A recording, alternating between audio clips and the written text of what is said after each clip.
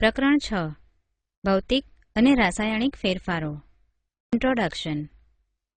મિત્રો, રોજિંદા જીવનમાં આપણને આપણી આસપાસ ઘણા ફેરફારો જોવા મળે છે. આ ફેરફારોમાં એક અથવા એક કરતાં વધુ પદાર્થોનો સમાવેશ થયેલો હોય છે. ઉદાહરણ તરીકે, તમારી મમ્મી તમને પાણીમાં ખાંડ કે સાકર ઓગાળીને ઠંડુ પીણું બનાવવાનું કહે છે. ખાંડનું દ્રાવણ બનાવવું એ ફેરફાર કહેવાય. કેટલીકવાર દૂધ ખાટું થઈ જાય છે. દૂધનું ખાટું થવું એ ફેરફાર છે. ખેંચેલું રબર બેન્ડ પણ ફેરફાર દર્શાવે છે. વ્યાપક રૂપે જોઈએ તો આ ફેરફાર બે પ્રકારના હોય છે: ભૌતિક ફેરફાર અને રાસાયણિક ફેરફાર.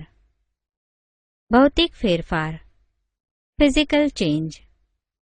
પ્રવૃત્તિ 1. મિત્રો, કાગળના ટુકડાને 4 ચોરસ ભાગમાં કાપો. વળી તે દરેક ટુકડાને ફરીથી 4 ચોરસ ભાગમાં કાપી લો.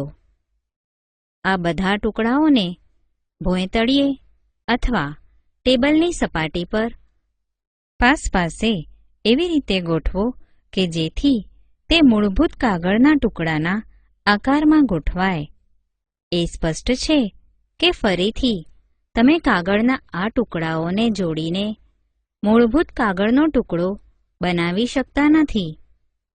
પરંતુ શું કાગળના ગુણધર્મમાં કોઈ ફેરફાર થયો છે? ના, કાગળના ગુણધર્મમાં કોઈ ફેરફાર થયો નથી.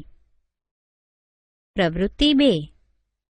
મિત્રો, તમારા ક્લાસરૂમના બ્લેકબોર્ડની નજીક જમીન પર વેરાયેલા ચોકનો ભૂક્કો ભેગો કરો અથવા ચોકના ટુકડાને ભાંગીને તેનો ભૂક્કો કરો. હવે તેમાં થોડુંક પાણી નાખીને તેની લુગદી એટલે કે પેસ્ટ બનાવો. તેને ચોકના આકારમાં વણી લો. તેને હવે સુકાઈ જવા દો. તમે આ ચોકના ભૂક્કામાંથી ફરી ચોક બનાવી શકો છો? ના, આપણે આ ચોકના ભૂક્કામાંથી ફરી ચોક બનાવી શકતા નથી. પ્રવૃત્તિ 3. મિત્રો, કાચ કે પ્લાસ્ટિકના ગ્લાસમાં થોડો બરફ લો. આ ગ્લાસને સૂર્યના તડકામાં મૂકીને થોડાક બરફને પીગળવા દો. હવે તમને બરફ તથા પાણીનું હિમ મિશ્રણ એટલે કે ફ્રીઝિંગ મિક્સચર થયેલું જણાશે. હવે આ ગ્લાસને બરફ તથા મીઠાના મિશ્રણમાં ગોઠવી દો. શું પાણી ફરી ઘન બરફમાં ફેરવાઈ જશે? હા, પાણી ફરી ઘન બરફમાં ફેરવાઈ જશે. પ્રવૃત્તિ 5. સાવચેતી. અગ્નિની જ્વાળા સાથે કામ કરતા સાવધાન રહેવું.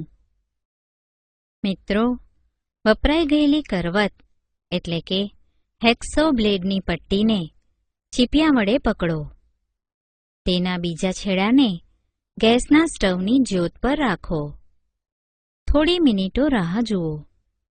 શું કરવતની પટ્ટીના ભાગના રંગમાં કોઈ ફેરફાર જણાય છે? હવે કરવતની પટ્ટીના છેડાને સ્ટવની જ્યોત પરથી દૂર કરો. થોડા સમય પછી તે છેડાનું ફરી અવલોકન કરો. શું તે ફરી પ્રથમ જેવા કાળા રંગમાં આવી ગયો? મિત્રો, પ્રવૃત્તિ 1 તથા 2માં તમે જોયું કે કાગળ તથા ચોકનો ટુકડો બંનેના માપમાં ફેરફાર થાય છે. પ્રવૃત્તિ 3 તથા 4 બંનેમાં પાણીની અવસ્થામાં ઘનથી પ્રવાહી અને વાયુથી પ્રવાહી ફેરફાર થાય છે. પ્રવૃત્તિ 5 દર્શાવે છે કે ગરમીને લીધે કરવતના રંગમાં પરિવર્તન થાય છે. પદાર્થના આકાર, માપ એટલે કે પરિમાણ, રંગ અને અવસ્થા જેવા તેના ગુણોને ભૌતિક ગુણધર્મો કહે છે. એવો ફેરફાર કે જેમાં પદાર્થના ભૌતિક ગુણધર્મોમાં ફેરફાર થાય તો તેને ભૌતિક ફેરફાર કહે છે. ભૌતિક ફેરફારો સામાન્ય રીતે પ્રતિવર્તી હોય છે. આવા ફેરફારમાં નવા પદાર્થનું નિર્માણ થતું નથી. હવે આપણે બીજા પ્રકારના ફેરફારને ધ્યાનમાં લઈએ. રાસાયણિક ફેરફાર, કેમિકલ ચેન્જ. મિત્રો, લોખંડને કાટ લાગવા જેવા ફેરફારથી તમે પરિચિત છો. લોખંડના ટુકડાને થોડા દિવસ ખુલ્લો મૂકી દેતા તેની સપાટી પર કથ્થઈ રંગનું સ્તર બની જાય છે. આ પદાર્થને કાટ કહે છે અને પ્રક્રિયાને કાટ લાગવાની પ્રક્રિયા કહે છે.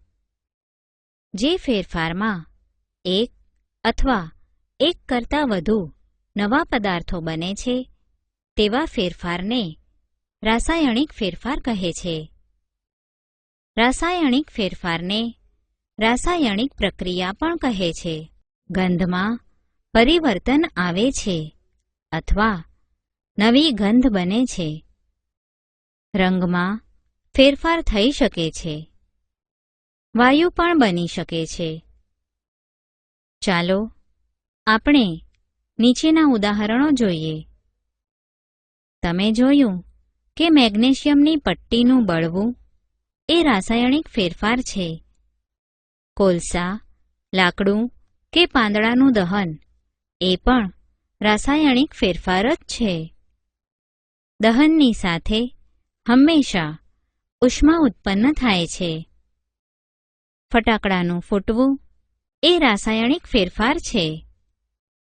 તમે જાણો છો કે આવા વિસ્ફોટમાં ઉષ્મા, પ્રકાશ, ધ્વનિ ઉપરાંત અણગમતો વાયુ ઉત્પન્ન થાય છે જે વાતાવરણને પ્રદૂષિત કરે છે. આથી તમને ફટાકડા ન ફોડવાની સલાહ આપવામાં આવે છે. જ્યારે ખોરાક બગડી જાય છે ત્યારે તેમાંથી દુર્ગંધ આવે છે. આવા ફેરફારને આપણે રાસાયણિક ફેરફાર કહી શકીએ. તમે જરૂરથી એ નોંધ કરી હશે કે સફરજનના ટુકડા અથવા સ્લાઇસને તરત જ ન ખાવામાં આવે અને થોડીવાર મૂકી રાખવામાં આવે તો તેની સપાટી કથ્થઈ રંગની થઈ જાય છે. જો તમે આમ થતું જોયું ન હોય તો તાજા સફરજનની સ્લાઇસ કાપીને તેને થોડા સમય સુધી મૂકી રાખો. આવું બટાકા તથા રીંગણાની સ્લાઇસ માટે પણ કરી જુઓ. રંગમાં થતો આ ફેરફાર નવા પદાર્થના નિર્માણને લીધે હોય છે. શું આ બધા રાસાયણિક ફેરફારો નથી?